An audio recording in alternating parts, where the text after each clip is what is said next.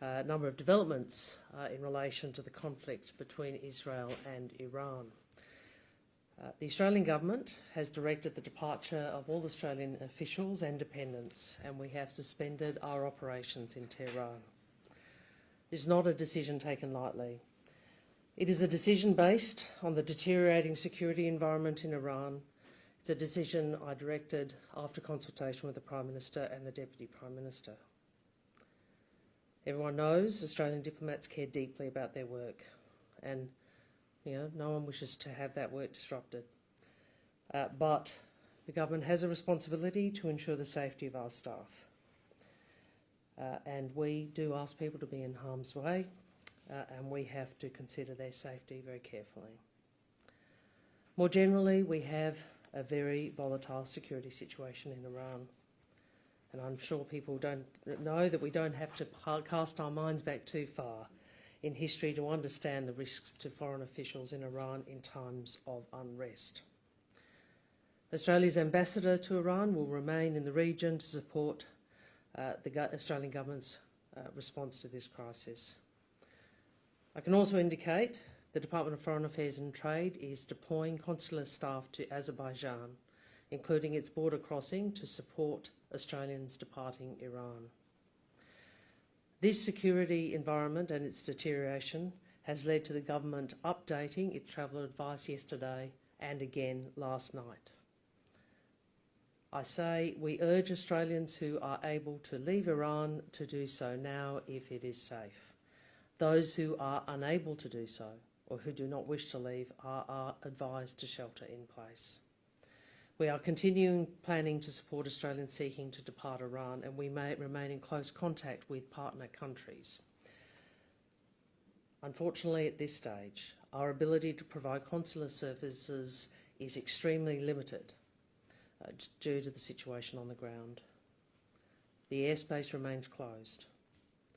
In addition to the Foreign Affairs Crisis Response Team being deployed, to assist the government's efforts and support Australians seeking to leave the region, ADF personnel and aircraft are being deployed to the Middle East as part of Operation Beach 2025.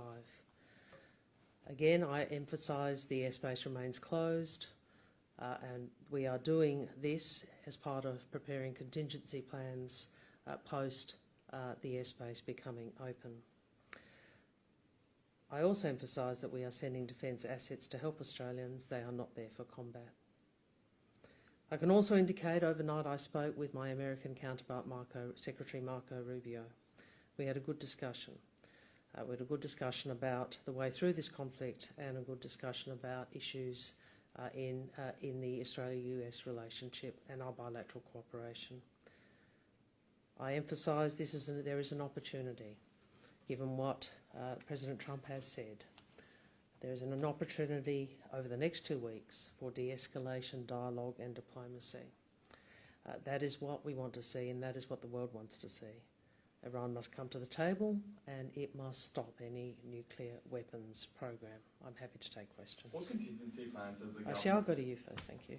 How much more difficult will it be for Australians to leave now that there is no consular assistance in Iran? Look, we are really conscious it is extremely difficult, and I wish it were not so. I wish that we had more capacity to assist, but the difficult reality is the situation on the ground is extremely unstable. The security situation is obviously very difficult. I again emphasise the airspace remains closed. What that means is we cannot fly aircraft in and out because of the security situation and because of the possibility of strikes. So what we can do is what we've done, which is we are deploying consular staff to Azerbaijan. That is for Tehran. If 8 hours plus is close, the closest land crossing available, and we are doing that to assist Australians who get to the border. Can you provide an updated number on how many people have registered with DFAT? We have 2,000 people, Australians and their family, registered in Iran who wish to depart. We also have around 1,200 in Israel who wish to depart. What contingency plans does the government have if that de-escalation that you spoke about doesn't happen? if the de-escalation... De-escalation of tensions in the Middle East? Well, that is what we are seeking to do. We are putting people on the ground in Azerbaijan. We are involved in assisting Australians and providing advice to Australians who are in Israel. We had another bus overnight go to Jordan. I think some 38 people in addition to the small group the day before. Obviously, it is a challenging situation on the ground. We will seek to provide and assist people to safety in the weeks and days to come. Obviously, it's a very difficult situation on the ground. What I would say in relation to passage to Jordan from Israel, I'm pleased that we had another group leave. I think with the Sabbath coming, it will make it more difficult over the next couple of days, but we hope to increase the number of people who are travelling out, if they wish to do so, by bus to Jordan over the coming days. Are there Australians who are resisting getting on that bus? Not everybody in country wishes to leave. Yeah, that's why we ask people to register both presence but also that they wish to leave. Are they indicating though that they would rather fly out once the airspace is open rather than bus out? Look, I think people know that the airspace is closed. There are missile strikes. There are strikes on civilian targets. We've seen a loss of life in both countries. We've seen some awful. We've seen a strike on a hospital by Iran, on an Israeli hospital, and we know that the situation is very challenging. What role does Secretary Rubio want Australia to play in this conflict?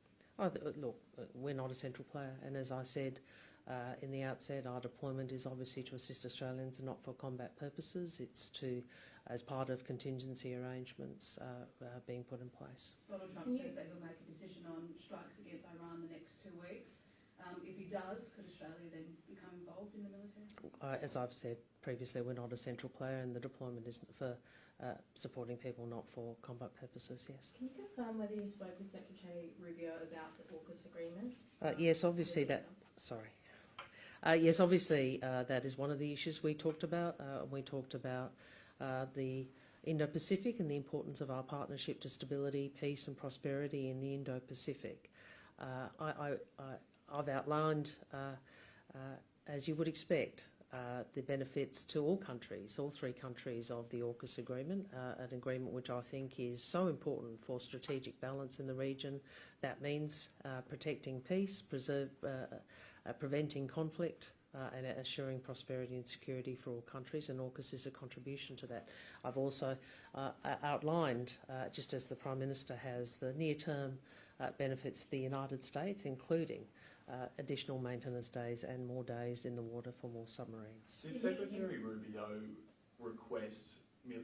Sorry, do you mind if I go? Did he indicate whether the US would still support the AUKUS agreement? Look, I think he's on record as having as understanding the importance of AUKUS, but obviously we'll work through the review with the United States.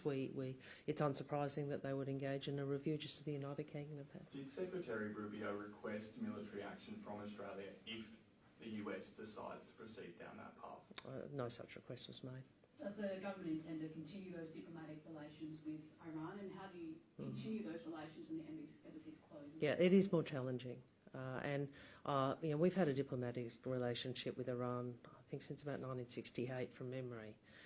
And it's obviously for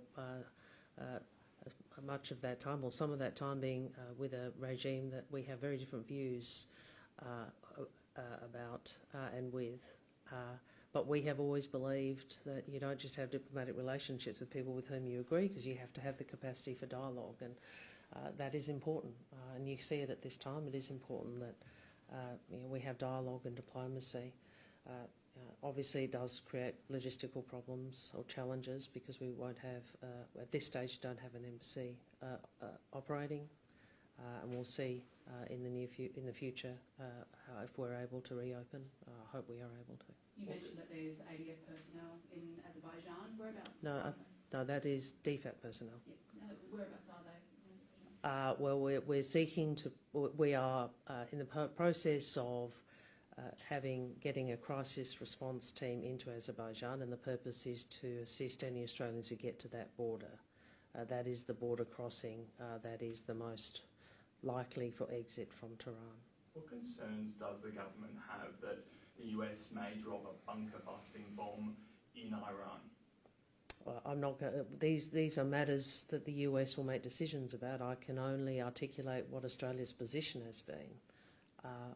We want dialogue, diplomacy, and de-escalation, and we want Iran to return to the table. We want Iran to stop any nuclear weapons program. That's the call we've made, and that's the call many other countries have made. And Iran has the opportunity. The President's actually given them the opportunity to engage in diplomacy, and they should take it. How likely do you think it is that Iran will return to the table? Well, I'll leave you to do the commentary. How about that? I can only indicate what Australia's position is. All right, everybody. Just got one question on age verification of social media companies. How promising is that the new report declares that age verification can be done by these companies, that a path to an under-16s ban can happen? Well, look, it's obviously a very promising report, and this is a policy area that the government has been very forward-leaning on, and I'm sure Minister Wills will implement it very effectively. Thank you very much.